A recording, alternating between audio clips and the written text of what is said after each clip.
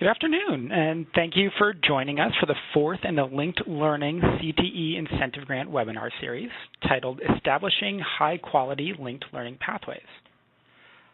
I'm Sasha Horwitz, Government Affairs Director of the Linked Learning Alliance, and I'm joined by Teresa McEwen, Executive Director of the College and Career Academy Support Network, or CASN, at UC Berkeley, and by Marty Alvarado, Director of Learning Communities at Jobs for the Future.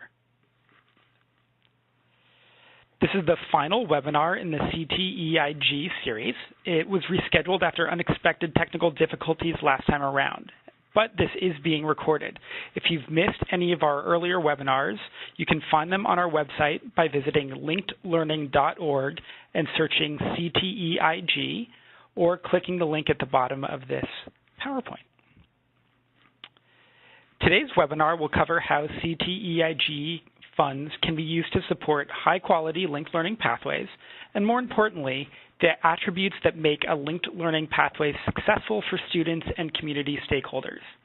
Today's agenda will cover the webinar objectives, areas of alignment between the CTEIG and linked learning, what we mean by high-quality pathways, ways to connect work-based learning to instruction, tips for engaging external stakeholders, some emerging best practices, and then we will open it up for a Q&A at the end. You can submit questions at any time using the chat feature.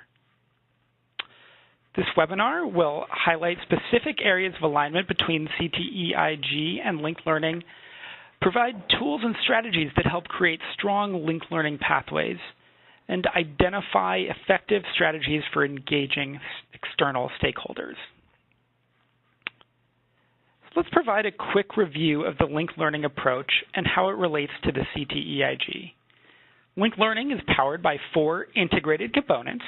These are rigorous academics, a sequence of high-quality career technical education courses, work-based learning, and student support and services. The key to successful linked learning is that all 4 components are integrated. Next, I'd like to briefly review the 10 elements of a high-quality CTE program. These should be familiar to you already because they make up the substance of the CTE application. First, a high-quality program must offer high-quality curriculum providing a coherent sequence of CTE courses that enable pupils to transition to post-secondary education programs. Second, must provide pupils with quality career exploration and guidance. Third, provide pupil support services. Fourth, provide for system alignment with post-secondary educational institutions that are documented through formal written agreements. Fifth, form ongoing and structural industry and labor partnerships. Sixth, provide opportunities for after-school, extended day, and out-of-school internships, competitions, and other work-based learning opportunities. Seventh, reflect labor market demands for high-skill, high-wage, or high-demand occupations. 8, lead to an appropriate post-secondary training or employment. 9th, courses are staffed by skilled teachers or faculty. And finally, report data to allow for an evaluation of the program. And that brings us to the alignment between the linked learning approach and CTEIG goals.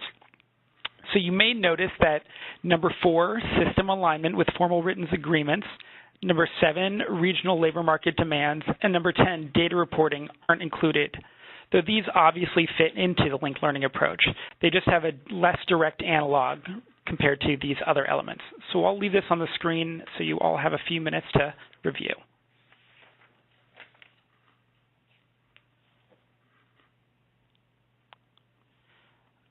Okay, so with that, I would like to hand it over to Teresa McEwen, Executive Director of the College and Career Academy Support Network, who will cover the attributes of high-quality pathways. Teresa, are you ready? I am. All right, take it away. Thank you. Thank you, Sasha, for inviting me to join you for this webinar today regarding the use of CTEIG funds to build strong linked learning pathways. CTEIG funds can support linked learning and help each student realize his or her career dream. As we know, instruction in linked learning pathways integrates academic and career experiences across the school tied to a broader career theme. Linked learning supports the building of partnership agreements with local colleges and universities to streamline post-secondary transition and credential attainment. Linked learning promotes the building of external partnerships with business and community leaders to connect the school experience to regional employment needs and provide students opportunities for relevant experiences, such as work-based learning. And linked learning pathways are built with sustainability in mind. Annually developed continuous improvement plans include actions that will support college and career readiness beyond the life of CTEIG grants. This includes the use of current CTEIG funds to form lasting partnerships and relationships with industry partners, employers, and post-secondary institutions, as well as investments in infrastructure, material, and human capital. One area I'd like to spend a few minutes on is connecting work-based learning to instruction.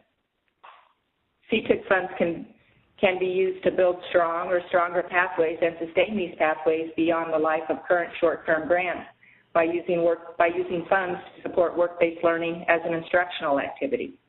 This can lead to shifts in workplace learning activities and long-term sustainability of learning environments that support college, career, and civic-ready graduates. What shifts do we see when work-based learning is considered an instructional strategy? I think you're getting ahead of me, but anyway.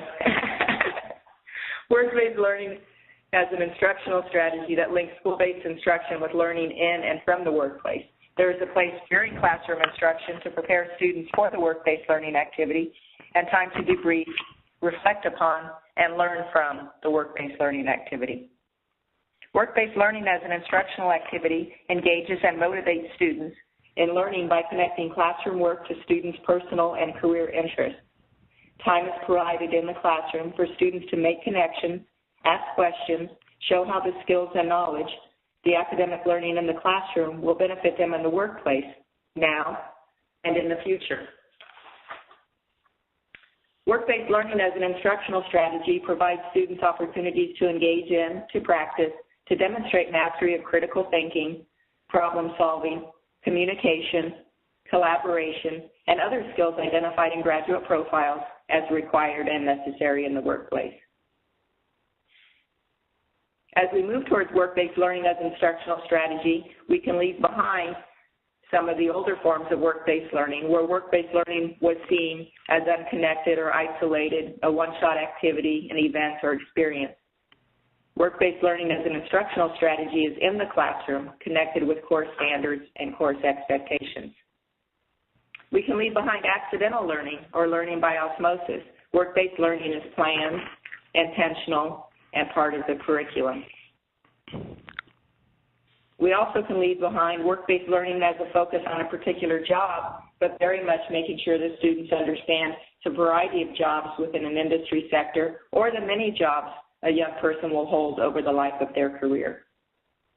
And while important, the paid positions, not necessarily as effective in work-based learning as an instructional strategy.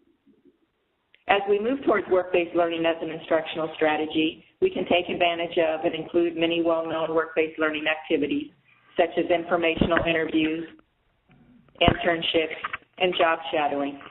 Linked learning pathway teacher teams who see work-based learning as an instructional strategy work together to provide a continuum of work-based learning experiences over time and across the curriculum, not just in the CTE class. Linked learning pathways and the schools and districts in which they are located considered work-based learning a structured learning component.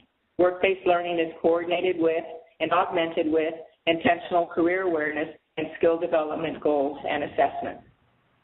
And as previously mentioned, work-based learning is not just about a particular job. Work-based learning seeks to provide students with long-range, 360-degree, all aspects of industry view. So thank you again, Sasha, for allowing me to join you for this portion of the webinar. Thank you, Teresa. And now let's hand it over to Marty Alvarado, Director of Learning Communities at Jobs for the Future, who will discuss ways to engage external stakeholders. Marty, are you ready? I am. Thank you so much. All right, take it away. I want to Thank you. I want to echo Teresa's sentiments and definitely appreciate the opportunity to join everyone today. So I think one of the things that we really want to focus on in this conversation today is thinking about this investment of funding and other investments of funding that are really available to help sort of seed structures that for the long term can really help building out strong partnerships and strong external partner engagement. So, one of the ways that we're encouraging folks to think about existing funding or, supplemental or one-time funding right at the moment is really as an investment to seed early wins that demonstrate the value add of setting up networks. And so one of the things we want to encourage along with that is really this idea of exploring and learning about networks of intermediaries or network models. There are many organizations out there, community organizations, industry organizations, nonprofits, workforce boards, and others that are really tasked with having a focus on some segment of external partners, whether that's industry or whether that's community or whether that's post-secondary. And we want to encourage everyone to not think about needing to build external networks alone. Right? If there's one thing we want to encourage you to do is never, never, never do this alone. Really, really, really try to leverage the existing networks out there and join their tables rather than trying to establish your own establish your own table that you try to get everyone to come to. What we're seeing across the board is that when folks are able to tap into these existing organizations and these existing networks, it's less cost to sustain the network, but also there is a much higher return on that investment. And so to the extent possible, really focusing on identifying and supporting and building out your regional or local intermediary organizations or potential intermediary organizations is really, really critical. To do this, one of the things we want to encourage you to also do is to spend some time learning about network models, learning about how to engage in collaborations where, I feel like all of us know about how to be a partner, but to be part of a network is a little bit farther stretch from some of what we typically structurally see within our organizations. And so the more you can learn and explore in this area, the stronger your network can be and the greater return on investment you'll have in terms of investing in these types of structures. One sort of plug, if you will, is that we will be sharing a little bit about this at the upcoming Link Learning Convention in January. So if you have time and are joining that conference, we want to encourage you to join some of the sessions around the hubs and the network model. And that sort of brings us to this Link Learning Regional Hub initiative, where we are spending a lot of time with 4 sites, the East Bay, Long Beach, Tulare Kings, and San Bernardino, around thinking about and putting together an infrastructure around regional networks. Core to this effort is this concept of anchor organizations, and it is definitely evolved from what many of us think of in the collective impact space around backbone organizations. So the anchor structure isn't designed to sort of hold a space or to serve as a single point of contact for an initiative or for funding to flow through and be allocated out to partners, but really is designed as a coalition of organizations that develop and implement strategies that are really focused on strengthening or equality within K-12 districts, scaling linked learning within schools to more schools, aligning district pathways with the post-secondary and workforce spaces, and then where we've seen some real stretch is to adopt and adapt the linked learning principles, those 4 core principles within post-secondary and workforce context. And so I want to point to the role of the anchors is to really build the network and nurture and grow and strengthen the network on these 4 key strategies. And that is definitely a shift from what have sort of been introduced to through the backbone concept, where there is this sort of single point of contact or sort of single entity that is holding a lot of this space. So we want to encourage sort of a concept of anchors and regional hubs. And then one of the things we also, if we keep moving forward, is this sort of reinforces that anchors are there to help create space where economic and workforce development, equity, and educational achievement really fit together in collaboration to benefit their communities. And I want to pause on this slide to note that the anchor organizations that are involved in the 4 regions that we are working with really have a diversity of organizations that play this role, and in the majority of regions have multiple organizations that play this role together or serve as co-anchors. In some regions, there are economic development organizations, chamber organizations, there's a district and an LEA in a couple of regions that play this lead role. Again, I think across the board, none of them exclusively, because it is about engaging external partners from a range of sectors, whether that's workforce or post-secondary. And so core to this effort is really having those organizations and partners at the table in an authentic manner to really create a dialogue that is not only inclusive of how they support K-12 and how they act in service of K-12, but also how they act in service of the region and how this effort really engages and supports the overall regional goals for youth and community.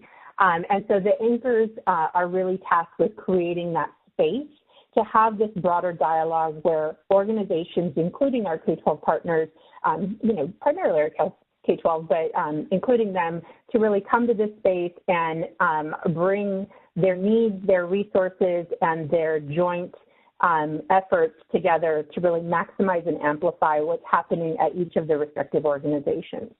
Then again, moving forward, the anchors, because they aren't necessarily focused on their particular organization and are really serving in this intermediary role of sorts, they are focused on 3 key levers of change: strengthening leadership, developing partnerships, and building systems. And before I jump into these, I want to pause and sort of go back to this role of intermediary.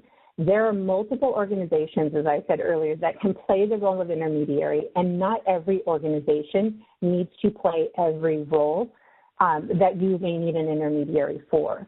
So you can have an intermediary, a work-based learning intermediary, for example, that may play the role of trying to really figure out transactional internships and job shadows and sort of things that strengthen work-based learning, as well as have an intermediary network or organizations that play this anchor role that are really focused on, again, nurturing and supporting and strengthening this network of players that are really championing this effort.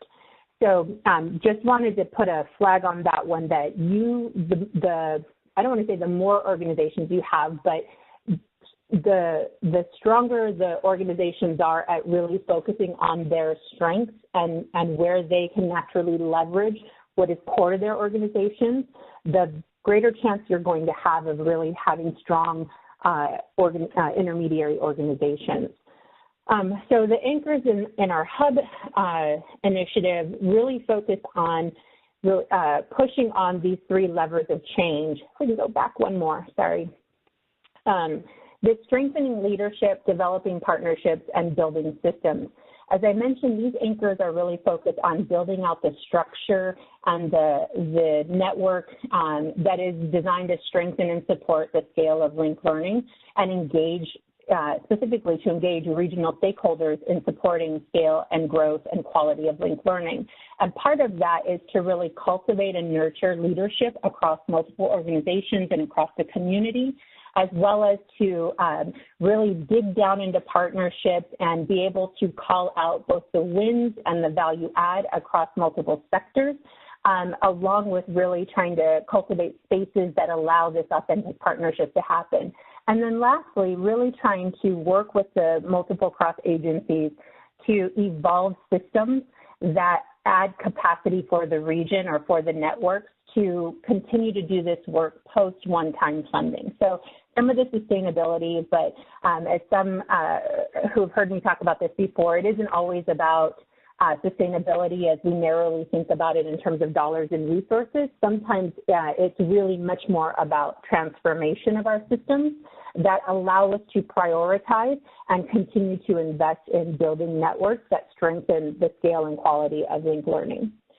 So then moving forward, just to give you, I don't know if this makes it any more concrete, but each of these anchor organizations, multiple organizations in every region, they engage stakeholders so that they can align and achieve more from their investments. Again, as I mentioned, really amplifying the work that is taking place at every respective organization. As I mentioned, they elevate awareness. They really highlight the wins of and the value add of what a network brings and what external stakeholders working together can actually do. So that way folks are more willing and encouraged to invest in this type of network model. And then they, again, enhance sustainability of pathways and contribute to the regional economic and civic vitality.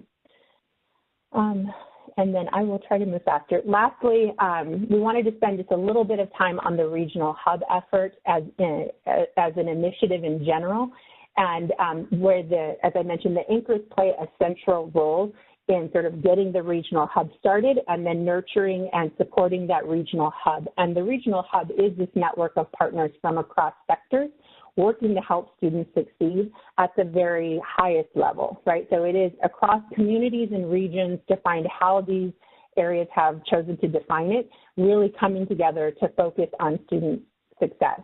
And the opportunity that this creates within these regions is for everyone to elevate the scale and adoption of career pathways and really think about how they provide equitable access to high-quality pathways across their region, including within the post-secondary and workforce spaces. And I think we're 2 slides ahead now.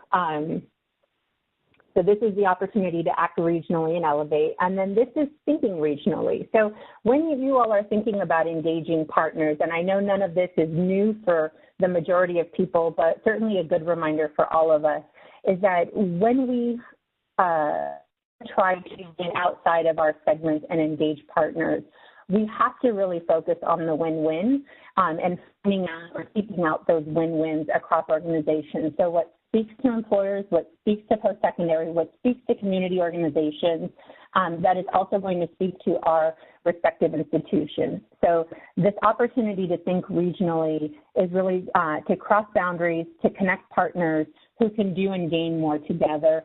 And as we sort of have heard in the collective impact models, you know, the mutually reinforcing activities, I think we're really trying to push that in many, many ways to elevate what happens in a region to strengthen those communities. And then the other thing that we would encourage, we do encourage in the hubs, and we encourage all of you as you think about your engaging your external partners, is that every region is very distinct. There may be a Goodwill or a United Way or a chamber in every region. They don't all operate the same way. They aren't all engaged in the same way. So really be mindful of your landscape and your culture and really bring to life your partners in a way that makes sense for your region and that allows your region to thrive and honors the limitations that every region encounters either politically or organizationally or even geographically. So don't be bound to what others have done or needing to try to fit into those boxes. And then the results of this is through effective collaboration, all parties can contribute to and benefit from the improved outcomes for young people. One of the ways that we've described or encouraged folks to think about external partnership engagement is through the stone soup parable, where everyone sort of brings things into the pot and lo and behold, you transform what is water and stone into something delicious that everyone gets to partake of. And as you think about engaging your external partners, this is really sort of the mentality we want to encourage folks to hold on to. It's not so much how do I engage partners to sort of think about how they support me and my goals and the efforts for our youth, but really how are we all bringing resources, whether that's knowledge or personnel or dollars or access, to the pot that we all stir up, and then what comes out of it is something that really amplifies and feeds all of the organizations and the community and the students across your region. So we really want to try to push on expanding how folks think about building structures and infrastructure and around engaging external partners. Again, I'll just end on the note of we are really excited about the work that's happening in the hub and about the strong models that are emerging around external partnership engagement, and would love to share more at the January convening that Linked Learning Alliance is hosting. Thank you, Marty. Before we open it up to questions, I'd like to briefly cover some emerging best practices. In particular, we tend to think of linked learning by focusing on students, but it's important not to ignore the experiences that teachers, and especially CTE teachers, can have to improve their teaching. For instance, professional work-based learning experiences directed toward teachers can build human capital and professional development, deeper connections to business and industry partners. So this is when a teacher actually makes the effort to have their own externship or internship. Another important tool for teachers is the value of informational interviews and job shadows. These can enrich a teacher's perspective and improve instruction. Finally, utilizing CTEIG dollars to support and deepen practice wherever possible, something that we think is especially valuable. And one way to do this is to incorporate strategic visioning through the LCAP. And we'll actually include a link on our website to a strategy memo for doing just this. So with that, I'd like to open it up to questions. Please make sure you use the chat box to submit your questions, and we'll try to get to all of them. So everyone take a minute and send us what you have.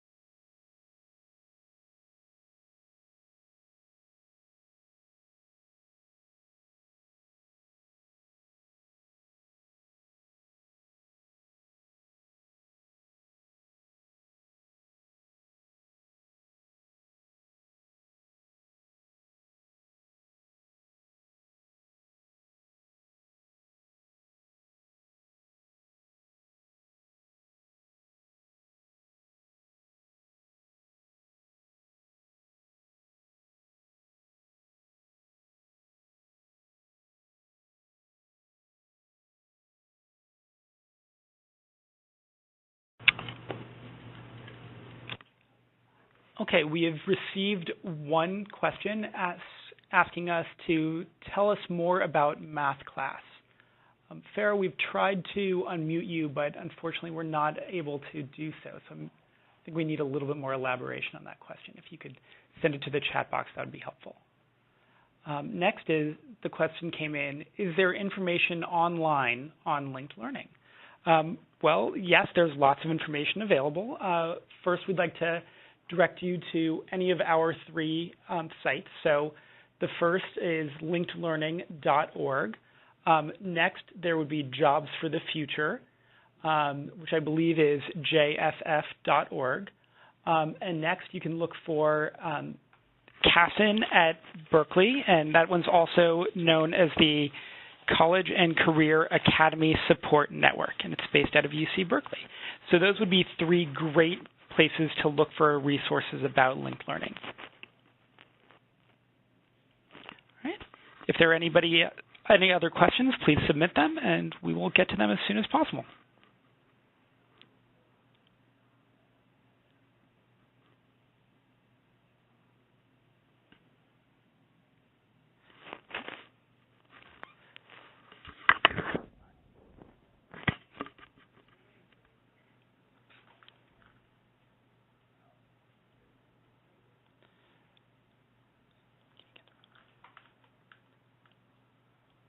Okay, we have a question that seems to be directed at Marty. How do the partnerships interact with the info about high-need jobs in the region? Can you repeat that one more time? Sure. how do the partnerships interact with the information about high-need jobs in the region? Oh, that's a good question. So it's a range of responses across the 4 areas. I'm going to point to some examples that are taking place in the East Bay that I think are really some strong potential areas. They have put together a network of 4 work-based learning specific intermediaries through their Career Pathways Trust effort.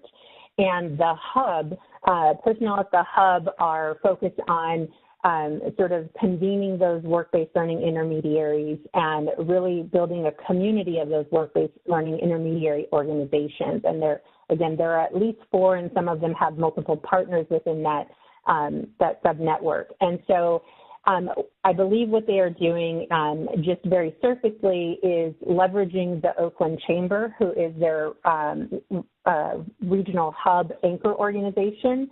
And they are putting together labor market data and reports and whatnot, and then again, really trying to play the role of, at least initially, of convening these various organizations that are in the work intermediary space, so that there is this sort of regional coordination across organizations that are engaging with regional employers, but also that are engaging with the multiple districts that are part of their region. So as one example, there's a number of models, but I think that's a really strong example of how folks are coming together to really think about that structure and network, where you can have organizations playing multiple roles, the chambers playing sort of the aggregate role, really pulling together the labor market information and disseminating it across the network of folks and employers, and really doing that transactional role. In San Bernardino, as one secondary example, their economic development organization for the county is also a co-anchor in the regional hub effort. And so they've been responsible for generating reports and labor market projections and whatnot. And then now they're really trying to figure out what is that next stage of dissemination and how they coordinate the region around that information. In Tulare Kings, they have really strong partnerships with their workforce development boards. And in Long Beach, they also have a network of work-based learning intermediaries that they're working across. So I think there's a range of models. I think some of it at the core is really thinking about which organizations are best positioned to play that role and have existing resources to play that role, and responsibilities within the region to play that role, and how do you bring those folks into the network to help inform what transpires in the more transactional space of internships and pathway development, et cetera. Great, thank you very much. I hope that answered the question. Okay. And there's a little follow-up to that question, which was, so do the CTE programs in the schools attempt to react to that information? I think that is where folks are getting to next. So again, I think that there's been this history across every region and across every district of folks sort of taking on this challenge individually. So like any effort, this is definitely a long game strategy. I think right now the regions are really trying to figure out the sort of network structure that can help to inform the schools and the individual pathways work with that data. I don't want to get too far ahead and say, oh yeah, it's all working perfectly, because I can assure you it's not just yet. But that is the path that folks are on, is figuring out how do we get this data and how do we get it so that we're using it, that we're all looking at the same data and sort of using it effectively. And then how does that really then inform and be leveraged within pathways that are ready to leverage that? I mean, there's also a readiness on the school and pathway side to even being able to process the information and understand what to do next with it. I think that next phase is coming. In some places it's happening. But again, it's happening as potentially one-off and not necessarily as part of a structure. Okay, thank you very much, Marty. Mm-hmm. So we have a question that says, is Link Learning connected to CDE, and do they have a partnership? And I'll take that one on. Yes, the CDE, which is the California Department of Education, works very closely with Link Learning as an approach and the Link Learning Alliance, which is our organization. So they are both on our board. They advise the linked learning approach to make sure that it is working best for all public school students. And they've also, through the state, not just through the department, have also committed many hundreds of millions of dollars throughout California to create high-quality linked learning pathways for public school students. So this is something that has been around in California for several years. There's been a number of pieces of legislation and acts through the state budget in order to support the expansion and development of linked learning, and we hope to continue seeing it grow. Next question. This is a longer one. Speaking to the last point about teacher externships and learning, we have teachers who are interested in taking courses in their CTE areas and or about software they are using. We would like to, We would like to support these, but the expenditure guidelines for CTEIG says that funds cannot be used for classes that are taken for college credit. Can someone talk more about this? So this is actually an issue that we covered in a previous webinar. I would encourage you to first go on our website and view those earlier webinars. One is specific to the permissible expenditures for linked learning using CTEIG dollars. If you don't find the answer to your question in any of the previous webinars, you can also contact CDE directly with questions, and that email address will be included in the webinar, so you can find it there. I have one final question, as this comes from Tulare Kings. What is your recommendation in continuing to build shared expectations and definitions between partners? I'll start that, but if Marty, you or Teresa want to butt in, that would be very helpful. We find that from our point of view at the Linked Learning Alliance that we try to be the stewards of the linked learning approach. And so we try to put together materials that discuss how to use linked learning, enforce what it means. We also partner often with an organization called Connect Ed, who certifies some linked learning pathways. We're also in development internally on a few projects that will help certify that a linked learning pathway is actually meeting all of the elements of linked learning, so you know it's a quality pathway. Is there anything else either of you would like to add, Teresa or Marty?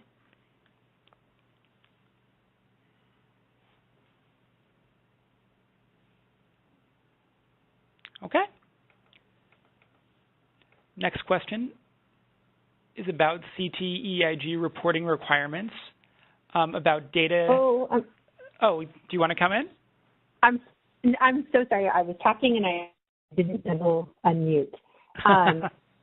So I apologize, but number one, we love working with Tulare Kings, and I think the expectations around shared partnership and collaboration, if I'm remembering the question correctly, I think it's what we are seeing across regions, both in Career Pathways Trust and the Linked Learning regional hubs, is that the muscle needed to continue to expand and grow high-quality linked learning at scale is well beyond the capacity of any single district. And so the structures necessary for sustained ongoing engagement of external partners is tremendously critical. And that speaks to both, the obvious aspects of post-secondary and workforce, as well as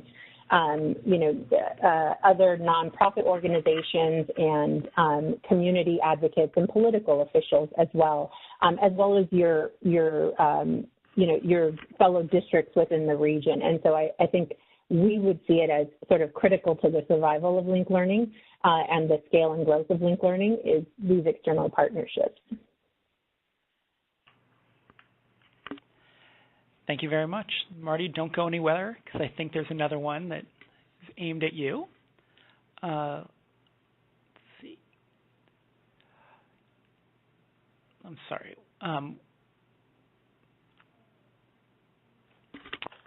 A little computer problem, but I'll be right back.